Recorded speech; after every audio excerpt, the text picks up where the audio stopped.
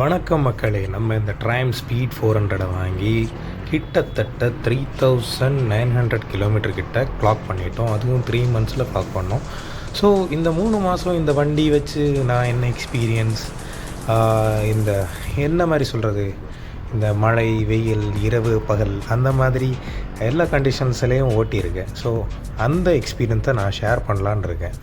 And இந்த வண்டியில் எனக்கு ஏதாவது இஷ்யூஸ் இருந்தாலும் நான் உங்களுக்கு இந்த வீடியோவில் ஷேர் பண்ணுறேன். இந்த வண்டியோட பாசிட்டிவ் பொறுத்த வரைக்கும் இந்த இன்ஜின் வந்து 400cc 40 bhp எல்லாம் இருக்கனால ரொம்ப பவர் அண்ட் டார்க்கும் ஜாஸ்தியாக இருக்கனால ரொம்ப ஈஸியாக ஓவர்டேக் பண்ணும். அண்ட் நல்ல ஃபன்னாக இருக்கும்.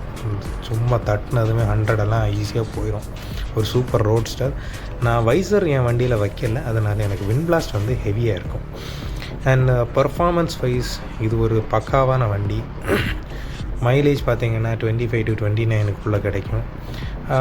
மோஸ்ட்டாக முன்னாடி வந்து நான் நார்மல் ஃபியூல் போடும்போது எனக்கு 24 அந்த மாதிரி தான் வந்துச்சு. ஸோ XP95க்கு நான் வண்டியை சேஞ்ச் பண்ணதும், ஸோ அந்த ஃபியூல் போட்ட அப்புறம் எனக்கு வந்து கிடைச்ச மைலேஜ் வந்து 25 to 29 எனக்கு அசால்ட்டாக கிடச்சிது.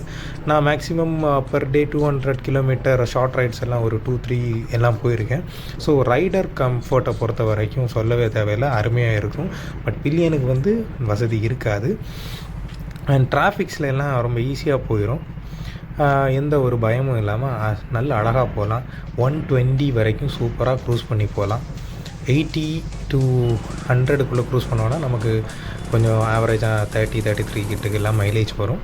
பட் 120 அந்த ரேஞ்சு எல்லாம் போகும்போது கரெக்டாக 28-29 அந்த மாதிரி மைலேஜ் கிடைக்கும். மேக்ஸிமம் எங்கள் ஊருக்குள்ளே நான் 5th கியர்லேயே 50ல் மெயின்டைன் பண்ணி தான் போவேன். நான் 60 க்ராஸ் பண்ணதுக்கப்புறம் தான் எப்போவுமே 6th கியர் போடுறது. அதனால் இது 50லேயும் 6th கியரில் போகும். பட் டெக்னிக்கலாக கிராங்க் ஷாஃப்ட்டுக்கு ஸ்ட்ரெஸ் இருக்கும். நம்ம டாப் கியரில் வந்து ஸ்லோ ஸ்பீடில் போகும்போது கிராங்க் ஷாஃப்ட்டுக்கு ஸ்ட்ரெஸ் இருக்கனால அந்த மாதிரி யூஸ் பண்ணுறதில்ல. பட் சிட்டி ரைட்ஸுக்கும் நல்லா தான் இருக்கும். இனிஷியல் ஸ்டேஜில் வந்து டைஸ் பக்கம் எல்லாம் ஹீட்டு ஹெவியாக இருக்கும். ஆஃப்டர் ஒரு 2000 கிலோமீட்டர் க்ராஸ் பண்ணதுமே எனக்கு அந்த டை ஏரியா பக்கத்தில் இருக்க ஹீட் எதுவுமே தெரியலை. ஹீட் ரெடியூஸ் ஆகிடுச்சு. அண்ட் இப்போ ஹீட் எங்கே எனக்கு அடிக்கும்னா கரெக்டாக கால் பக்கத்தில் மட்டும்தான் அடிக்கும். பட் லாங் ரைட்ஸ் போகும்போது பில்லியன் கால்லையும் ஈஸியாக அடிக்கும். என்ன கேட்டாங்கன்னா, இந்த வண்டியை நீங்கள் லாங் ரைட்ஸுக்கு தாராளமாக எடுத்துகிட்டு போகலாம். 120லலாம் சூப்பராக க்ரூஸ் பண்ணி போகலாம். டாப் ஸ்பீட் அடிக்கணும்னா இந்த வண்டி இன்ஜின்ஸ் திணறதாங்க, அசால்ட்டாக போயிடும். இதில் நான் டாப் ஸ்பீடு வந்து 170 km/h கிளாக் பண்ணேன். ரொம்ப ஃபன்னாக இருந்துச்சு. வண்டியில் எந்த ஒரு வாப்ளிங் இஷ்யூ அந்த மாதிரி எதுவும் இல்லை. சூப்பர் ஸ்டெடியாக பக்காவாக போச்சு. வித் பில்லியனோட நான் வந்து 160 km/h போனேன். ப்ராப்ளம் எங்கே ஸ்டார்ட் ஆச்சுன்னா 1400 கிலோமீட்டரில் எனக்கு டேப் அண்ட் நாய்ஸ் கேட்க ஆரம்பிச்சிது. ஸோ ஷோரூமில் கொடுத்து வாரண்டியில் டென்ஷனர் வந்து ரீப்ளேஸ் பண்ணி கொடுத்தாங்க. ஸோ அகைன் ஒரு 2000 க்ராஸ் பண்ணதுக்கப்புறம் லைக் அரௌண்ட் 2600 அந்த ரேஞ்சில் வரும்போது திரும்பவும் டென்ஷனர் நாய்ஸ் வந்துச்சு. ஸோ திரும்பவும் கொண்டு போனேன். எல்லா ஆயில் பம்ப்பு வேல்வ்ஸ் எல்லாம் செக் பண்ணும்போது நார்மலாக தான் இருந்துச்சு. ஸோ அதெல்லாம் ப்ராப்பராக ஒன்று செட் பண்ணி திரும்பவும் கொடுத்தாங்க. ஸோ அகெயின் 3500 வந்து டேப் நாய்ஸ் வந்துச்சு. ஸோ திரும்ப இப்போ ஷோரூமில் கொடுத்துருக்கோம். ஷோரூமில் வந்து அவங்க செக்லிஸ்ட் போட்டு வண்டியை ரிப்பேர் பண்ணிட்டாங்க. டென்ஷனர் அண்ட் டைமிங் செயினை வந்து ரீப்ளேஸ் பண்ணியிருக்காங்க. ஸோ இப்போ நான் வண்டியை வந்து ஷோரூமில் விட்டுட்டு சவுதியா வந்துட்டேன்.